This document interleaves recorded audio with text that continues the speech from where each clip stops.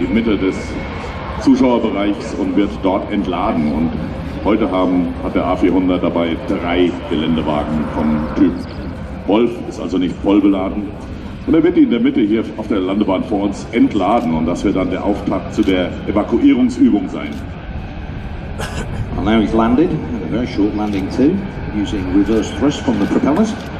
Turned round on the runway, he's taxiing back up, and you're going to see that the aircraft was not empty when he made that short landing. In fact, he's going to spit out 3 Geländewagen, 3 Wolf-type utility vehicles, out of the back cargo door.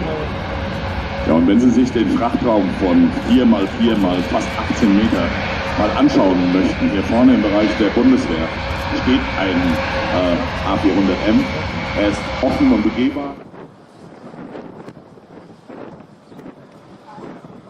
So, meine Damen und Herren, wenn Sie jetzt nach links schauen, nach Osten, ist im Anflug bereits der Airbus A400M Atlas. Das neueste und modernste Transportflugzeug in Europa.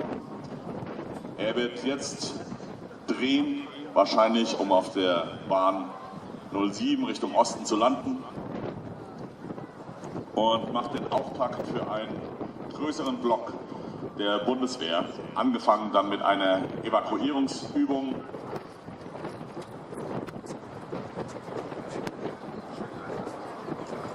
Well, ladies and gentlemen, if you care to look to the centre of the airfield, overhead now you'll see a very distinctive shape, the latest transport aircraft in the inventory of the German Luftwaffe, the A400M from Airbus, the Atlas. 42 1/3 metres in span, maximum start weight of 141,000 kilograms and a maximum speed of 750 kilometers an hour.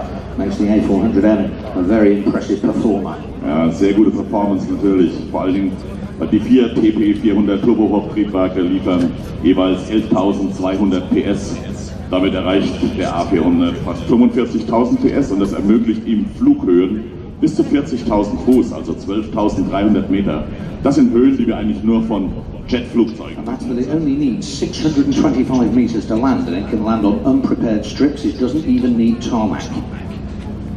Beladung wären 116 Personen, oder 6 Geländewagen vom Typ Wolf, 2 Kampfhubschrauber Typ Tiger links der Apache, ein NH-90, eine Panzerhaubitze oder 2 Raupenbagger.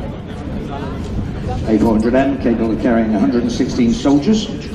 And another one of those wonderful German words, a Gelandewagen. Now that's what we call a Land Rover. We carry 6 of those, what you call the Wolf, 2 attack helicopters, a single transport helicopter, or another wonderful German word, 2 Rapid. Now in England we call those diggers.